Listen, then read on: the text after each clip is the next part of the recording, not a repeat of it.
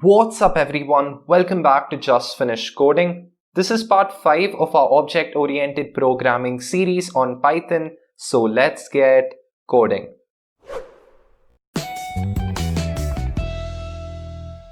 Just finished coding. Now quick interjection here, if you've not watched parts 1 to 4, please watch them before you come here because we're picking up from where we left off, and for this video to make sense, you need to have a foundational understanding of classes and objects. I'll leave a card for you right here. Please watch the videos and then come right back. If you're still here, I'm going to assume that you've watched parts 1 to 4, in which case here's a quick overview of what you will be learning in this video. First, I'll be talking about static and class methods. Then I'll be talking about public and private classes. And finally, I'll wrap it up with public and private variables and how you can use all of this in your Python programs. So let's get right into it. So as you can see on my screen, I have a zombie class typed out, and nothing so special about this class. I have a constructor right here and I have a few class variables. Now what I'm going to do is to tab in, leave some lines, and now I'm going to type in a phrase. I'm going to first type in the @ symbol, and then I'm going to say class method, okay? And now hold tight in case you don't understand what I'm doing, it's perfectly fine. Now what I'm going to do is def, and I'm going to say class method, okay? And now what I'm going to have inside this is just class. I'm not going to have, the self or anything. I'm going to type in CLS, okay? And right after this, what I'm going to do is to say return, and all I'm going to return is the length of the zombies list. So I'm just going to say cls.zombies, and that's it. That's all I'm going to have within this list. Now what I'm going to do is to scroll down below, get out of our class, and I'm going to declare two objects. The first one is going to be called y, and this is going to be y equals zombie, and then I'm going to leave in an x and y coordinate. Let's just say 1, 1. And now after that, what I'm going to do is to leave in another having another object which is z, and z is equals to zombie, and once again I'm going to type in something pretty random. So I'm going to type in 2, 2. Now I'm going to space this out, and now what I'm going to do is to obviously call in the method. So I'm going to say print, and I'm going to say zombie.class method, and whenever you see the word class, obviously you better understand that the whole point of it is to not have an instance of the object. And just like the self parameter which we use in our constructor method, the CLS parameter is used in our class methods. And the CLS, like the self refers to the particular object, the CLS refers to the particular class which is before the dot. So now you can see when I run this program, we have a 2 printed out on the console, and that's because we have 2 tuples inside this list because we appended 2 tuples, which are these 2 tuples right here. Okay, and the good part about class methods is that one, we can use them without having an instance of the object, and also they are a way for the programmer to understand that we are only using them with respect to class variables. Sure, like I mentioned, you could use them with respect to non-class variables as well, but generally we do use it with respect to class variables only. Now I'm going to teach you what static methods are, and to do that I'm first going to delete all of this, and just like we said @class method, I'm going to say @static method. Actually speaking, let's keep all of this and let's just have the static method right after the class method. So I'm going to say @static method, and obviously I'm going to leave a space, although you don't really have to. And once I do that, I am going to, just like the class method, just have our particular method within that. And keep in mind that this class method or static method or whatever you have would only apply to the method right below it. So you do have to keep declaring, this. You have to keep typing this in constantly if you are using a class or static method. So what I'm going to have right now is something pretty simple, okay? I'm going to say def, and I'm going to say return power, okay? And this is going to return, or I'll say raise power, okay? So this is going to basically raise a number to its square.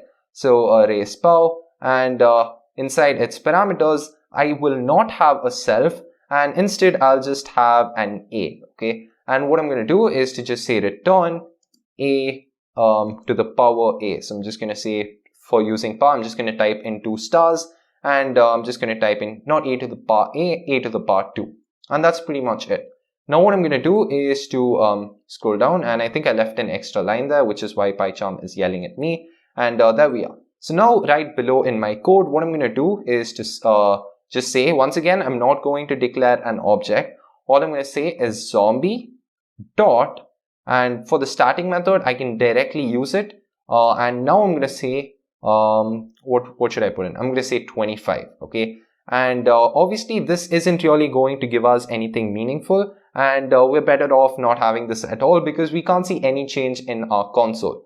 So what I'm going to do is to print on this entire thing, and keep in mind we're going to print an integer here. So I'm going to, in my method itself, just say return string of a to the power 2, and there we are. Now when I run this program, you can see we printed out 625, which is 25 square, and we didn't have an object initialized at all, and we haven't had an instance of an object just as yet. The advantage of static methods is that you can see right here, we didn't have to have either self or class actually in it. And you may think, well, why exactly would you need that? You could just have a function. And you would be correct. Even while you're importing stuff, it does make sense to just have a function, as you wouldn't have to type this out.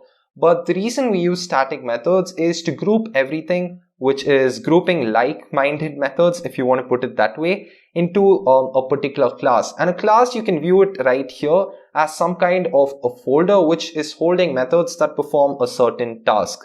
So for example, you could have a math class, and that's the example which keeps hitting my face. And you could have a math class which has a whole bunch of static methods. And sure, you could have functions, but you could also have a whole lot of static methods inside the math class. And then you could have another class in the same file, and that could contain a whole bunch of geometry methods, just as an example. So that's where static methods really come into play, and they're extremely versatile, and using them once again without having an object really makes sense. So whenever you have something like math.pow, okay, which is, let me actually show you. So I'm going to import math on top. So import math, and now I am going to print out right here. So print, and now I'm going to say string of math.pow, and now I'm going to enter in the parameters once again 25, 2, and now when we hit the run button, this is a float value, but you can still see we printed it out. And these two are fundamentally doing the same thing. Math just has a whole bunch of static methods in it, and this is really useful. And we could just have in directly math.pow, and we don't have to create an object like m is equals to math and then say m.pow. It just saves a whole lot of time. And that was all about static and class methods, and now we can get into private and public classes. Now just keep in mind that all the links to my files will be in the description below, so you can head over to the Google Drive attachment and download all the necessary files. And just for your convenience, I'm going to code that in as a separate file, so don't get confused and think, oh, P5 just had this. We'll also be adding in, I'll also be adding in a private and public classes file, and you could download that as well. And that's not going to be with my OOP file, and that's going to be a separate file. So this is the file for private and public classes, and you can find this, like I mentioned, in the Google Drive attachment. So now public and private classes are a huge thing in Java and some other languages. And if you have programmed in Java before, you're probably used to saying stuff like this: public, static, void main, or you're just going to say public, class, and something after that. But in Python, we actually do not have public and private classes. And before you start, to shout out, well, what is public and private classes? I'm going to explain that to you. So now, whenever you have all these import statements going on, private basically restricts where those classes can be used, and make sure they can be used only in particular files. And public, on the other hand, ensures that all the classes can be used, and this is just with reference to classes, okay? And public ensures that the classes can be used in every single file as long as it's within the project in Java, or in this case, if we're coding in Python, it's within the same directory. That's the equivalent. But since we do not have public and private classes in Python, programmers have to come up with a way to distinguish between the classes, and we do this by having some naming conventions. So as you can see, I have a confidential class right here, just the name that I could come up with at the instance. And now you can see that I've added an underscore right before the class, and that is a sign to whoever is the programmer to and we're basically telling him or her to not touch this class, do not use it. This is a private class. Now, of course, when you're importing, you could just go ahead and say, C is equals to underscore confidential, open and close brackets, and that would still work. But that is the best we can do, and we can only tell the programmer not to use the class. On the other hand, if a class is public, by default, we leave it as it is without any underscore. And that is the naming convention that we use with public and private classes. Now, the same thing applies with variables as well. If you had a public variable like this, I'm actually going to comment it out, okay? So I'm going to say public. And if I had a public variable, I'd just say var is equals to 10 or something like that. But if I wanted a private variable, I would pretty much have the same naming convention, and I'm going to say underscore var and not a dash, and underscore var equals to 10. And this is going to make the user, not the user really, the coder or the programmer understand that this variable is a private variable and this variable on the other hand is a public variable. And that is how we get around the system. Now obviously I do think that Python will eventually come up with public and private classes, but as of now when I'm filming this video, that doesn't exist so far and we have to live with it, and this is how we get around that. And with that, ladies and gentlemen, we come to the end of the object-oriented programming series. I do hope that you've enjoyed it and you've learned a lot and you do actually implement everything that I've taught in your own projects. I think I mentioned this in the last video, and that is from now on, I'm going to move into some more specific modules, starting with game development in Pygame. That will be releasing next week, so make sure you stay tuned for that. If you've enjoyed this series and you want to take your Python skills to the next level, then make sure you click on the playlist on your screen right now, and that will take you to a brand new Python segment. Thank you so much for watching, and I'll see you in the next video.